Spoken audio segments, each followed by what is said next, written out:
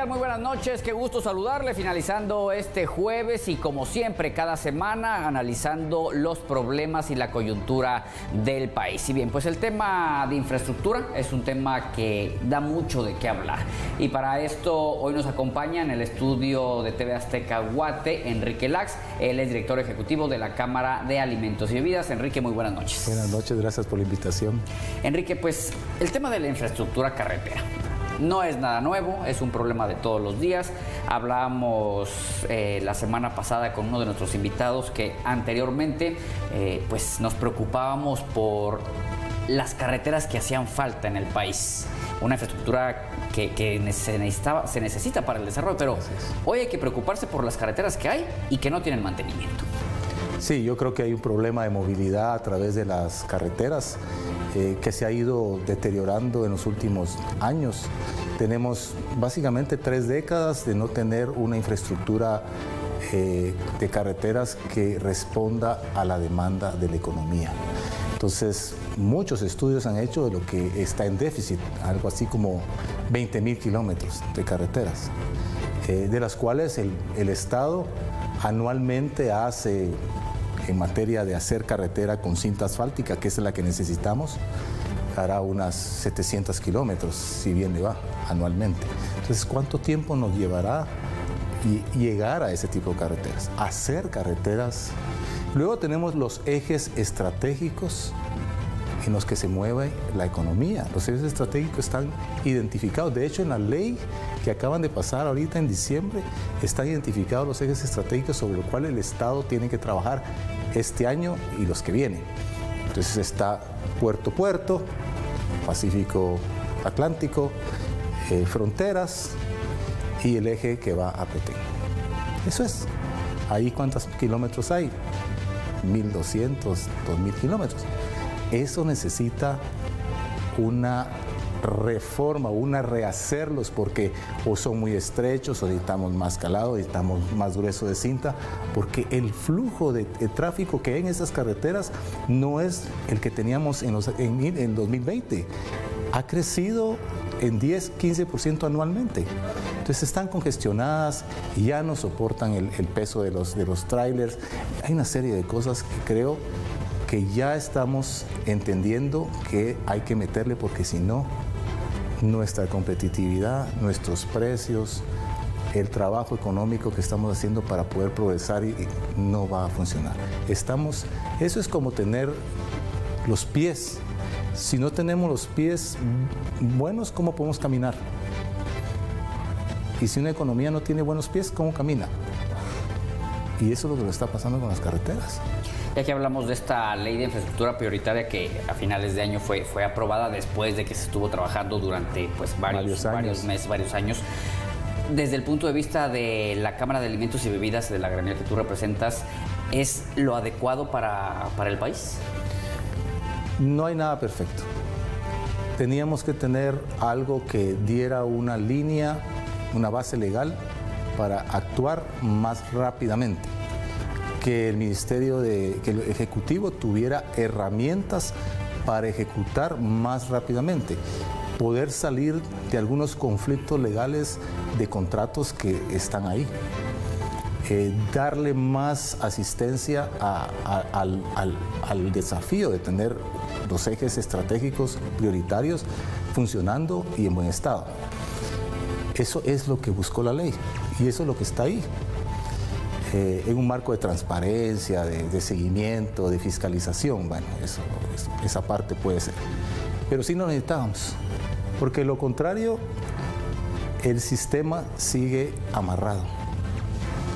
El sistema sigue entorpecido por la burocracia, por el tema de que te pongo un amparo, pongo un recurso legal, y eso empieza a paralizar las obras. Y esa es una realidad. ¿Cuántos eventos de infraestructura han tenido que esperar o están tirados porque están sujetos a una demanda en el sistema judicial? ¿Ves? Odebrecht es el caso, pues. ¿Cuánto tiempo hemos tenido que esperar para que el tramo que Odebrecht tenía que hacer se realice? Necesitamos un fundamento legal para una actuación más eficiente. Y creo que eso nos va a servir a todos. La industria de alimentos y bebidas recibe un gran impacto y eso se traslada a los precios de los alimentos. Entonces cuando dicen, es que los alimentos suben y hay una inflación, sí, pero hay una inflación que se acumula porque hay generadores de costos y ese es un tema que tenemos que tener claro. Este país tiene muchos generadores de costos. El tiempo que se tarda una unidad, un camión de llevar el producto de una fábrica que está en Escuintla a San Marcos. ¿Cuántos kilómetros son? Son 7 horas. Eso es carísimo. ¿Y por qué? Porque la carretera no es adecuada, porque hay cuellos de botella en diferentes puntos de la carretera, porque ahí está la población invadiendo, porque hay túmulos, porque hay hoyos, porque hay un puente que ya no aguanta. Todos esos son generadores de costos. Entonces, en vez de hacerlo en 3 horas y media, y lo que eso significa bajar el costo del flete y tener el producto a tiempo en el centro de distribución o en el centro de consumo, son 7 horas. No puede ser eso. Es decir, ninguna economía va a salir adelante y los precios tampoco van a ver un cambio si seguimos con esos generadores de costos. Y la infraestructura es un generador de costos. Tú mencionas hace unos instantes de que pues, con esta ley lo que se buscaba es que hubiera una actuación más rápida. Claro. Se aprueba esta ley de infraestructura prioritaria, pero viene la creación después de la Dirección de Infraestructura Prioritaria y después pues está la presentación de los proyectos, la licitación, la ejecución y como dicen pues se podrán ver resultados dentro de 18 hasta 36 meses. Es probable porque los proyectos tienen un proceso, ¿verdad? Pero ahí la ley establece como 18 proyectos, y hay como 18 identificados que tienen que entrar al proceso por el cual se hace la licitación, se hace la calificación, se hace la asignación, todo ese tipo de cosas que toma un tiempo. Pero incluso en eso hay elementos que hacen que sea un poco más ágil. Lo que va a suceder es que el nuevo ministro, el señor Díaz Bobadilla, que ya presentó su plan Conecta, y tiene 5 ejes, 2 de los cuales están relacionados con lo que estamos hablando, por lo menos uno con movilidad y el otro con la parte del marítimo, del transporte marítimo, pues tiene que hacer todo el esfuerzo y fortalecer su institucionalidad, su ministerio, para que eso se ejecute rápido. Estamos sobrediagnosticados, ya sabemos qué nos pasa, ya tenemos claro en dónde está mal, eso ya está dicho, ya no hay ningún misterio en eso. ¿Y qué es lo que nos hace falta? Acción.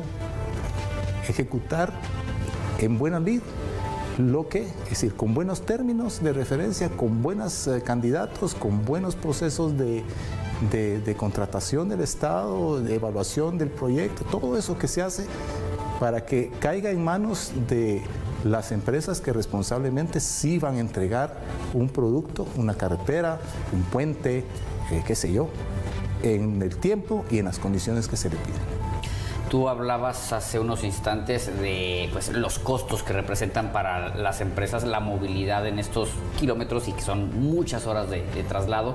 ¿Esto cómo afecta a la industria que tú representas y sobre todo cómo merma la competitividad de la industria frente a otros sectores? Tremendamente. Es decir, ¿cómo podemos competir, por ejemplo, una industria o un canal de una ruta de distribución que viene de Veracruz aquí a Tapachula en un camión de doble plataforma, en una carretera en la que puede transitar a 60 kilómetros por hora y que hace en una fracción de tiempo el triple de la distancia?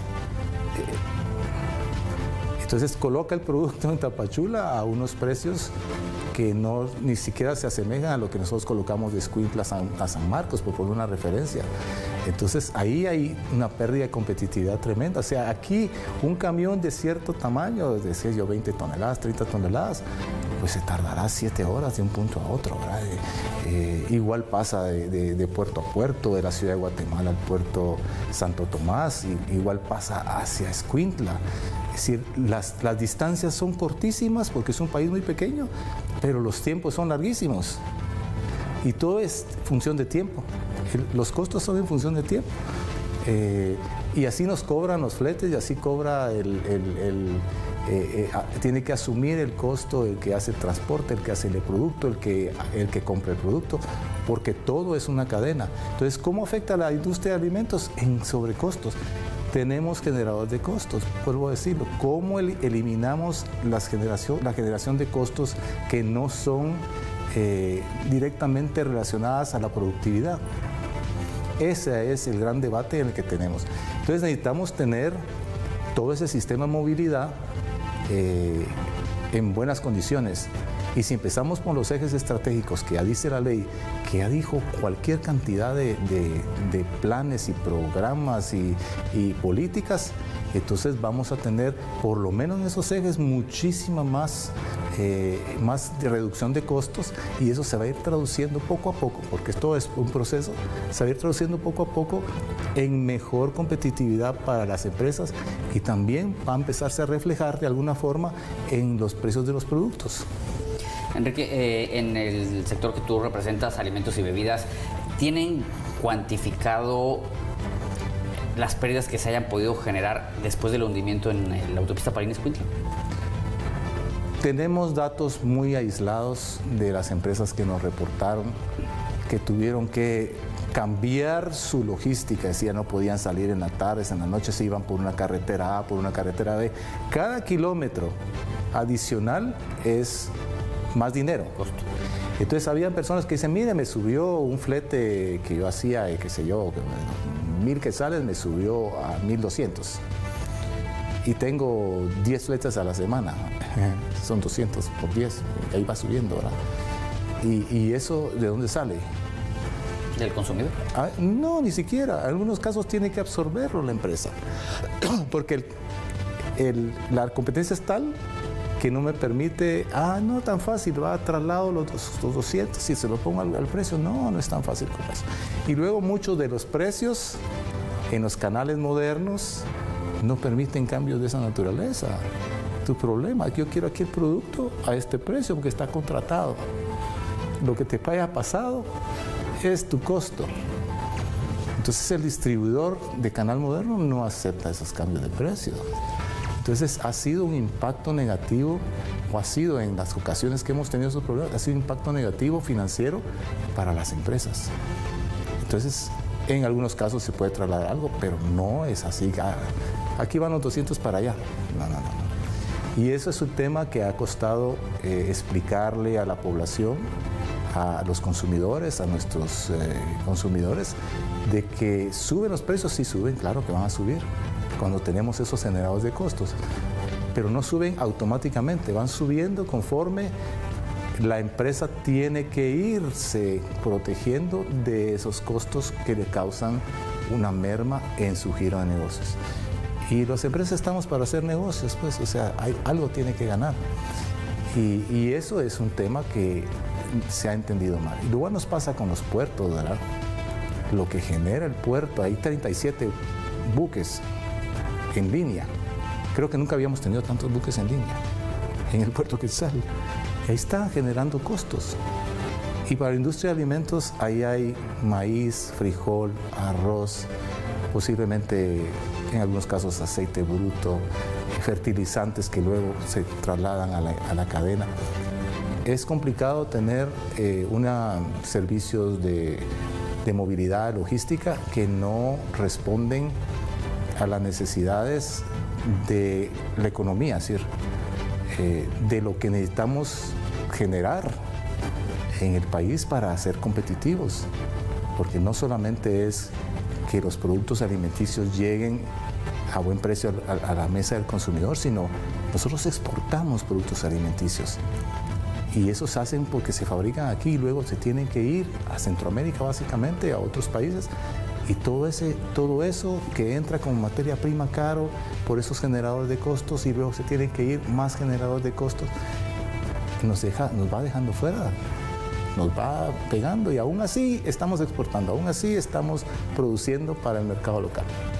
Estos costos que se están reflejando o que le están afectando a la cadena de suministros, ¿ha llegado al punto de poner en riesgo empleos? ¿O ya hubo algunos recortes? No, la verdad que no hemos tenido, por lo menos los reportes que tengo de mis asociados, no hemos tenido la necesidad de hacer cortes de empleo. Sí, es decir, siempre hay una rotación, siempre hay un ajuste, pero no por eso necesariamente. Al contrario, creo que la industria ha sido muy estable en mantener su cuerpo de colaboradores. Incluso cuando fue el COVID tampoco tuvimos esa necesidad, pero ahora menos. Es decir, buscamos soluciones y vamos trabajando con las adversidades, si podemos poner así, porque hay un compromiso de abastecer y la población y los consumidores sí aceptan con mucho buena gana los productos que les llevamos y hacemos todo el esfuerzo por que no haya desabastecimiento. Pero sí, es un tema que nos ha preocupado y lo hemos expresado muchas veces al gobierno de cómo hacemos para que exista una idea integral y articulada de que hay que hacer un esfuerzo por ganar competitividad y uno de esos es la logística. Todo eso, ¿verdad?, que estamos hablando.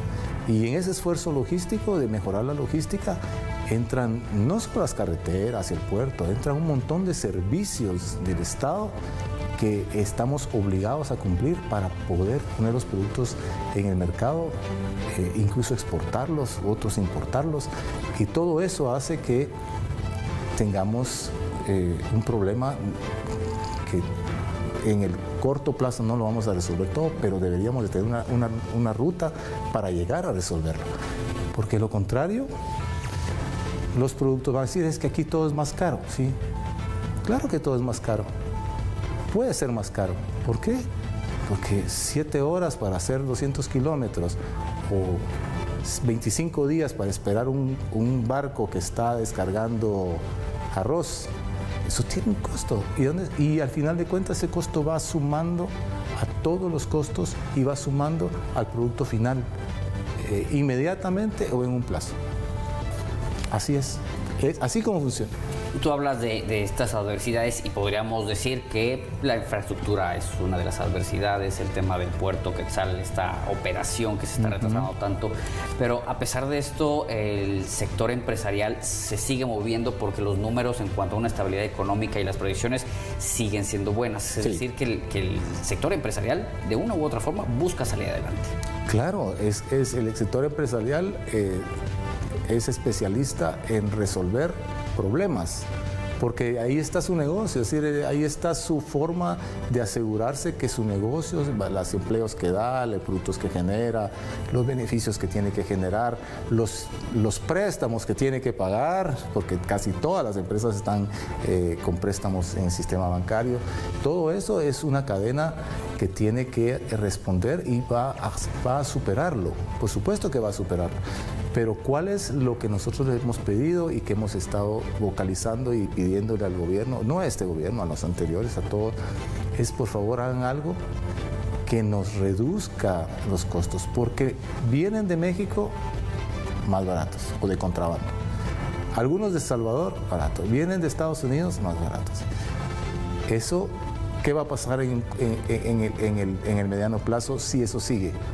Pues aquí cerramos las plantas, porque es más barato importar, aún con los costos de importación que genera eso. Pero todo lo demás, que es el conjunto logístico, nos va a afectar. Bueno, hacemos el esfuerzo y aún así las empresas están siendo lo suficientemente productivas para enfrentar esa competencia que tenemos. Y ahí vamos.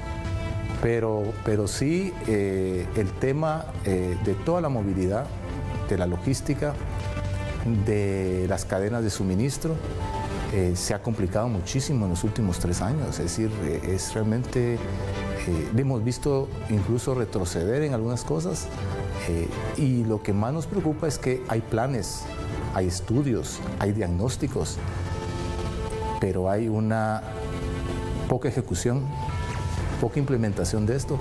El otro día estaba viendo el plan maestro del puerto Quetzal.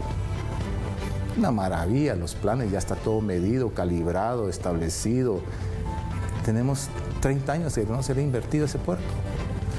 pero en 30 años la demanda de descarga, embarque y desembarque ha sido enorme. Y ha crecido, y entonces porque pues normal, la economía ha crecido, la población ha crecido, y no se le invirtió ningún centavo, más que la parte de los contenedores que se hizo hace cuánto, hace casi 10 años, y ahí si no hubiéramos hecho eso, estuviéramos al triple de mal. Toda esa parte del embarque y desembarque de contenedores que se hizo porque ya estábamos en crisis. Si no se hubiera hecho, ahorita estuviéramos completamente en un cuello de botella que no tendría solución.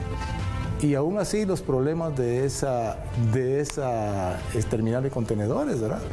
Problemas legales que prácticamente lo íbamos a perder el año pasado, antepasado. ¿Por qué? Porque todo se hace de una forma que fragiliza el sistema, y lo que necesitamos es fortalecerlo. La contratación no estuvo clara, el problema de quién era el concesionario tampoco estuvo claro. Gracias a Dios se pudo resolver el año pasado y ahí está operando. Pero si eso hubiera parado el año pasado y no pudiéramos usar la terminal de contenedores, ahora tuviéramos fundeados en el mar 50 barcos. Enrique Lax, director ejecutivo de la Cámara de Alimentos y Bebidas. Vamos a una pausa comercial. Regresamos con más en Contraste.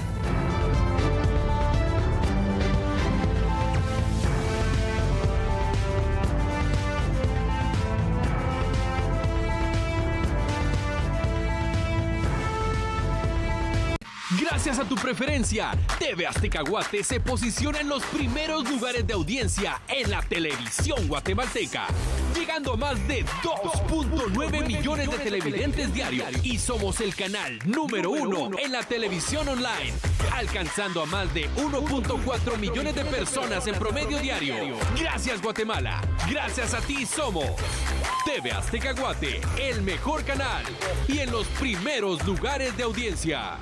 Un médico especializado en acupuntura no solo detecta las enfermedades que padece cada paciente, también puede saber en dónde introducir exactamente sus agujas con tan solo ver el cuerpo del paciente en un rápido vistazo. Viaja en el tiempo, desde la dinastía Joseon hasta el presente, donde se enfrentan nuevos desafíos y descubre el amor en un hospital moderno. ¿Y qué clase de medicina es esa? ¿Quién eres? Soy el novio de esa mujer.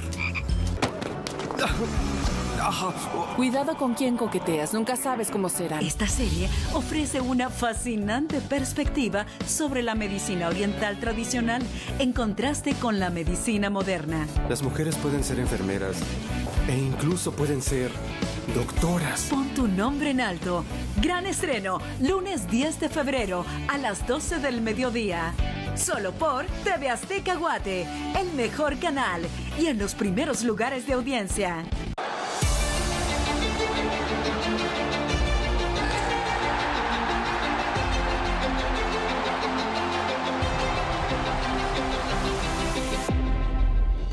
En el fútbol, cada jugada cuenta.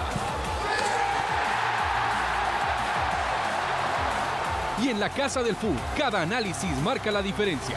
Con los expertos que saben, desglosamos cada gol, cada estrategia y cada detalle. Acompáñanos en la Europa y Conference League junto a Robinson Ortiz, Byron de León, Stephanie Soto, Luis Solares, Gustavo Velázquez y José Antonio Corado.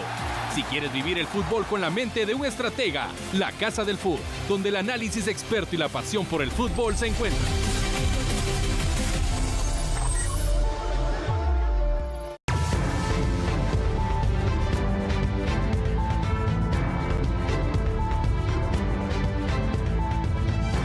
Muchas gracias por continuar con nosotros. Seguimos en Contraste. Nos acompaña Enrique Lax, director ejecutivo de la Cámara de Alimentos y Bebidas. Enrique, platicábamos en la pausa comercial la situación que prevalece en Puerto Quetzal, en donde pues llega gran parte de la importación y la exportación de Guatemala hacia el mundo. La operación está saturada, tú bien lo platicabas antes del corte, no se ha invertido. Hace falta más espacios de atraco para los buques, y esto a final de cuentas afecta a la economía del país, al sector empresarial y también al consumidor. Claro, todo es una cadena lo que empieza mal aquí termina con un efecto aquí. Eso siempre va a ser así en todo el comercio y particularmente en comercio internacional. El puerto Quetzal, como decía en el bloque anterior, pues hay un plan maestro y recientemente pues decidieron que el plan maestro pueden hacer algunas cosas. Por ejemplo, el dragado. Sí, el dragado es algo que se tiene que hacer porque la naturaleza hace que haya sedimento, pero algún tipo de buques tiene que tener un poco más de profundidad. Entonces, si el dragado no está a la altura, los buques dificultan, entonces no pueden. La terminal de ampliación del área de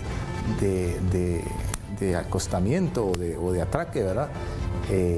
Hay todo un proyecto ahí para ampliarla, está ahí, es decir, posiblemente es caro la inversión inicial, pero eso se paga, el retorno es relativamente asegurado.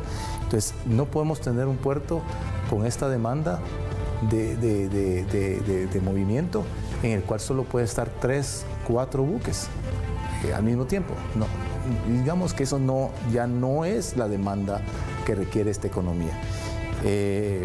También el área de movimiento de vehículos internamente. O sea, ¿cuántos trailers tienen que circular en un sistema de carga y descarga, embarque y desembarque? Pues también eso necesita ampliación, necesita un nuevo diseño. Entonces, eso es lo que hemos escuchado, que es el plan que tienen en el corto plazo del puerto. Hay otras cosas más, pero es un plan de ejecución de inversión para los próximos 20 años. Cuando uno ve los puertos de México, que me ha tocado estar en algunas conferencias, lo que hicieron con el puerto de Veracruz y lo que ahora es rimbombante, que es el puerto chino en Perú.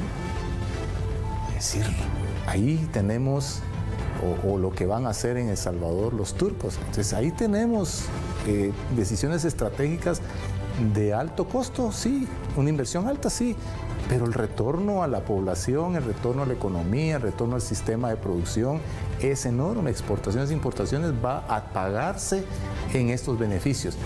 Y yo creo que eso está entendido, pero no se ejecuta, no se da el paso. Entonces sí tenemos un problema de inversión que no lo vemos resuelto. Es decir, por lo menos, si ahí me disculpo si no tengo la información actualizada, pero no vemos en ninguna de las presentaciones o de las comunicaciones que vienen de esa entidad cuál es el plan de inversiones a 20 años y cómo lo tiene asegurado. Son $1.000 millones de dólares, $2.000 millones de dólares, y va en este sentido, para poder hacerle frente a los servicios que se demanda y el crecimiento de la demanda de servicios. Es que el crecimiento de la demanda de servicios es algo que va a suceder sí o sí. Entonces, eso no lo vemos. Entonces, a corto plazo está eso, va el lavado, tener una terminal de sólidos para descargar granos, descargar fertilizantes, descargar, bueno, una serie de cosas, y una terminal de líquidos. Dicho sea de paso, en Puerto Quetzal, 78% es descarga de importaciones, de las 17,000 toneladas que tengo entendido que fueron el año pasado, antepasado, de movimiento de importación y exportación. 78 vienen de importaciones, y de eso los granos son prácticamente lo más importante, todos los sólidos son lo más importante. Entonces esa terminal, ese puerto debería tener claramente cómo descargar sólidos a granel. Entonces ese es el tema que va haciendo la demanda. Entonces ahí hay un rezago muy largo de varias décadas, y que ahora hace crisis. Claro, hizo crisis cuando hicimos el puerto de contenedores, la terminal de contenedores, porque también teníamos todos los contenedores en línea, ¿va? Ahora esos son los que más rápido salen. De los 37 buques que estaban ahí, creo que 4 eran de contenedores en espera, y los demás eran de sólidos a granel. Es una crisis. Es una crisis y no la podemos suceder, no lo podemos evitar decirlo, es una crisis. Hace 6 meses el número máximo eran 24 buques, ayer 37, y va a crecer. Entonces, ese es el plan de inversión, y creo que el Puerto Quetzal va a requerir una decisión pues, de corto y de largo plazo, pero una decisión en la que todo el Ejecutivo, el Legislativo, el sector privado esté integrado para tomar la decisión. De lo contrario, vamos a tener los cuellos de botella y los sobrecostos. Más sobrecostos para una economía que debe ir en la dirección contraria. Reducir costos, reducir costos, reducir costos. Enrique, por un lado está el tema de los buques en fondeo, estos 37 que tú mencionas en el día de ayer, y bueno, pues todo el costo que tiene para los empresarios. Pero por otro lado, nosotros el año pasado tuvimos la oportunidad de hacer un recorrido en Puerto Quetzal, conocimos la operación cuando 3 grúas funcionaban, hoy solamente funciona una, pero nos hablaban de que también tenían otro problema, que es todos los contenedores que están en el área de Puerto Quetzal y que no han sido retiradas, una por la falta de pilotos, que esto va ligado al tema de migración. Claro.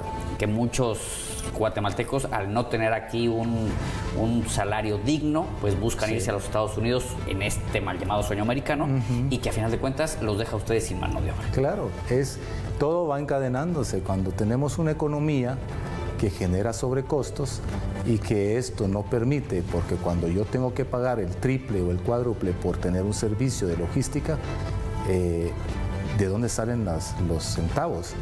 Tengo que tomar la decisión, o pago esto, o pago la luz, o pago el alquiler, o pago más salarios. Y entonces empieza a ser una tormenta perfecta en la economía que empieza a expulsar gente. Es decir, la progresión salarial en Guatemala, me van a disculpar muchos, no está a la altura de la demanda de bienes y servicios que quiere la población. Ese es un hecho. Es decir, entonces expulsa a la gente. ¿Y qué ha pasado con la industria de alimentos y bebidas? Y lo puedo decir por otras industrias. ¿Cuánto le puedo pagar a un chofer de un tráiler? ¿El salario mínimo? No, aquí está 2 veces el salario mínimo, tal vez 3, pero no hay. ¿Cuál es el bien más preciado? ¿Cuál es el bien más necesitado? El que no se tiene y se necesita. Entonces, cuando tenemos ese problema por la migración en el cual no hay capacidad de contratación, y ya se lo hemos dicho y ya lo hemos hablado con el Ministerio de Trabajo y lo hemos hablado en muchas, pero no es una cosa que pueda solucionar un gobierno, porque la gente se va. Y se va porque tiene mejor oportunidad en Estados Unidos, que es básicamente el destino. Entonces nos deja con otro generador de costos. El otro generador de costos es precisamente no poder contratar y no poder movilizar el sistema logístico porque no hay quien lo haga. Y eso es cierto. ¿Cómo vamos a mover los trailers del Puerto Quetzal a los lugares donde se necesita la materia prima, el producto terminado, donde sea, si no hay personal? Entonces tenemos que hacer una logística entre tiene que mandar el camión para allá y ese se queda esperando aquí, regresa y va en otro camión allá, pero la demanda de cargar y descargar el buque también es un problema. Y ya lo hemos advertido y se lo hemos pedido a las autoridades que empiecen a certificar gente, que empiecen a certificar personas que puedan asumir pues las tareas. Pueden haber jóvenes ahí, incluso personas hasta de la tercera edad que están desempleados, que todavía están en capacidades, pueden entrar a trabajar. Y es un poco lo que está pasando.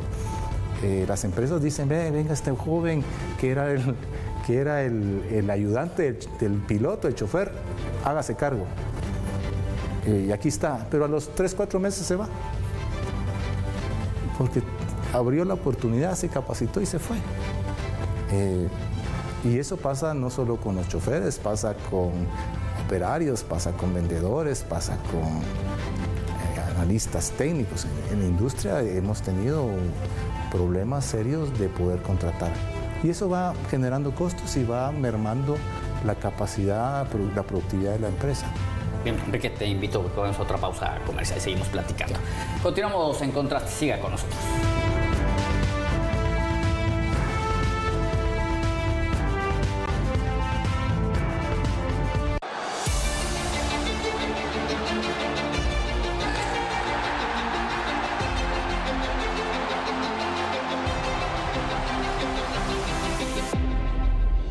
En el fútbol, cada jugada cuenta.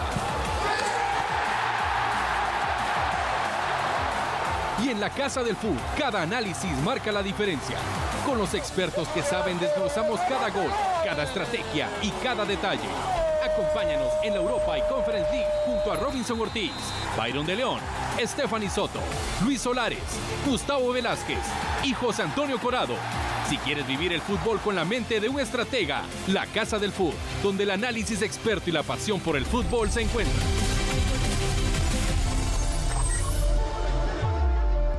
Este viernes en A Cada Quien Su Santo. Santa Polonia, ya viste lo que quiero.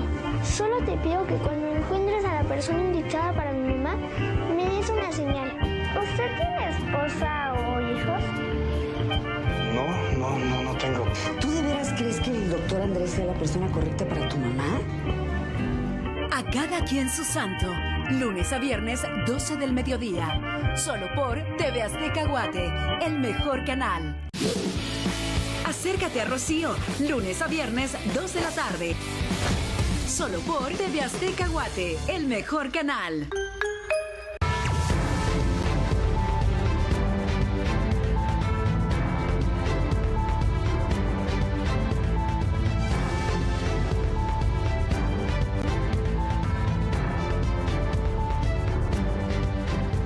Bien, estamos ya en nuestro último segmento de En Contraste. Estábamos platicando con Enrique Lax, director ejecutivo de la Cámara de Alimentos y Bebidas. Enrique, estábamos en el bloque anterior, finalizamos hablando del tema de migración y cómo afecta este fenómeno de movilidad a las empresas ante la falta de mano de obra capacitada que decide irse por una mejor oportunidad. Pero hoy se habla de la posibilidad de estas deportaciones masivas por parte del gobierno de los Estados Unidos. Hay un temor muy importante ante la recepción de miles y miles de migrantes, no solamente en Guatemala, sino en varios países de la región. Sí. ¿Esto podrá ser una oportunidad para el sector empresarial?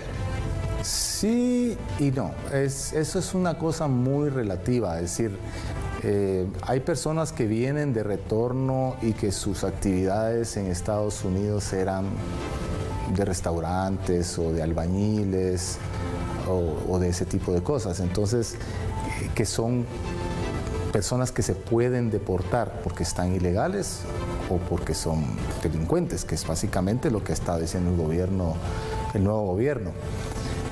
Pero lo que necesitamos nosotros es cubrir plazas técnicas como los pilotos de trailers, como operarios especializados en ciertas maquinarias, como analistas de laboratorio, bueno, una serie de cosas, que esos no vienen capacitados, o es muy raro que venga capacitado un deportado en esas materias. Por supuesto, hay capacidades para hacerlo o para reinsertarlo en la economía y en el laboral. Pero digamos que va a haber una demanda de empleos. Si se hace lo que dice el señor Trump, va a haber una demanda de empleo local y que entonces hay que poner a las autoridades, a los entes de capacitación, a certificarlos en tareas que sean del uso de las diferentes actividades económicas del país. Si vienen albañiles de Estados Unidos, pues aquí hay un boom de construcción, pues ahí va a haber demanda, ahí va a haber cómo contratar.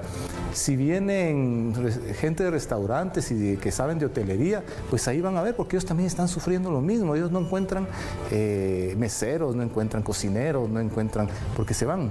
Entonces ahí va a haber una oportunidad. Pero en la industria nuestra puede ser no tan fácil esta reinserción. Se ha dado, pero no tan fácil, porque tenemos otras capacidades un poquito más técnicas para manejar productos que tienen muchas regulaciones de higiene, de inocuidad, de microbiológico. Entonces es una cosa un poquito más complicada.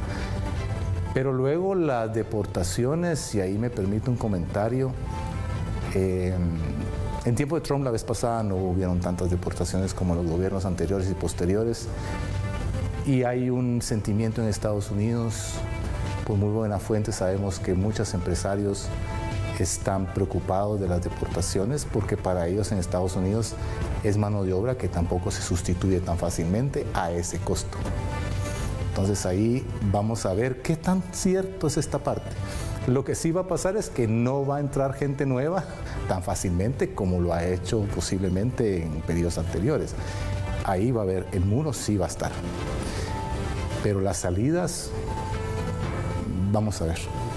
Un tema con el que quiero finalizar, y no es que no sea importante, y lo hemos tocado en algunas ocasiones con tu sector, el tema de la seguridad enfocado a las extorsiones. Sí. Sabemos que hay temporadas, pero bueno, en el 2024 hubo un incremento del 25% en cuanto al número de extorsiones. ¿Cómo se encuentra en este momento el sector? Bueno, es un tema que lo hemos hablado con el Ministerio de Gobernación, lo hemos hablado al más alto nivel del Ejecutivo. Hemos visto un poquito más de las acciones en contra del ataque a las extorsiones, pero quiero decir algo bien importante, y no es solo un asunto de la industria de alimentos y bebidas, pero nos ataca fuerte. Además de todos los generadores de costos que hablábamos en movilidad, en logística, en el empleo, todos esos generadores, la industria tiene que enfrentar un generador de costos terrible que es la extorsión y el contrabando.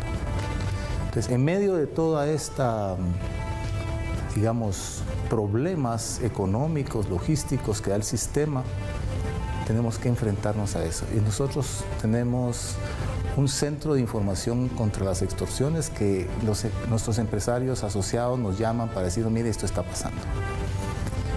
Y se ha agudizado, ha incrementado el costo. Sabemos de empresas que en 2022-2023 tenían una cuota, y esa cuota en el final 2023-2024 ha crecido. Las rutas están cada vez más complicadas, tanto así que han tenido que suspender rutas. Hay una serie de estrategias, pero la extorsión sí ha sido un problema, no nuevo, pero sí lo tenemos y ha crecido. Y hay dos análisis, hay dos encuestas muy interesantes. Una que hicimos nosotros el año 2023 y repetimos en 2024, y otra que se hizo en el marco de una cooperación del sector privado con el Ministerio de Gobernación, y los resultados son muy parecidos y todos están claros de que ha aumentado y que está generando costos mayores de lo que pasaba antes. ¿Cómo hacemos para atacar esto? Pues en serio, es un acompañamiento de la autoridad para tomarlos, arrestarlos, y del Ministerio Público y de los juzgados para dejarlos en la cárcel. Pero en una cárcel en la que no tengan control y que puedan desde ahí hacer las operaciones de extorsión. Y entonces ese es el tema que nos tiene preocupados. Ya vimos que hicieron una nueva cárcel donde no hay enchufes, donde no hay nada. Veamos si eso va a funcionar. Por el momento no hay un cambio sustancial entre la aplicación de el funcionamiento de esa cárcel y la otra. Las extorsiones es un asunto que hemos pedido que se... Entonces, hay una mesa de trabajo en eso y sabemos que el Ministerio está generando recursos para eso, el Ministerio de Gobernación. El Ministerio Público también tiene toda una fiscalía de extorsiones. Y bueno, aquí hasta llegar a los juzgados. Entonces todo el sistema está, voy a usar la palabra más fuerte, cooptado por un cierto tipo de extorsionistas ligado a las maras y a las cabecillas de las maras, que son los peores y son los más peligrosos porque esos sí matan. Luego están los extorsionistas que simulan ser extorsionistas, esos pues, son más manejables. Pero sí es un tema que, gracias por traerlo a la mesa, sí nos está causando un problema y un sobrecosto tremendo. Otro generador de costo con el que tenemos que cargar. Bien, Enrique Lax, se nos termina el tiempo. Enrique, director ejecutivo de la Cámara de Alimentos y Bebidas, muchísimas gracias. Muchísimas gracias por la invitación. Muy bien, nosotros como siempre lo invitamos a que sigan la programación de TV Azteca Guate. Lo esperamos aquí el próximo jueves.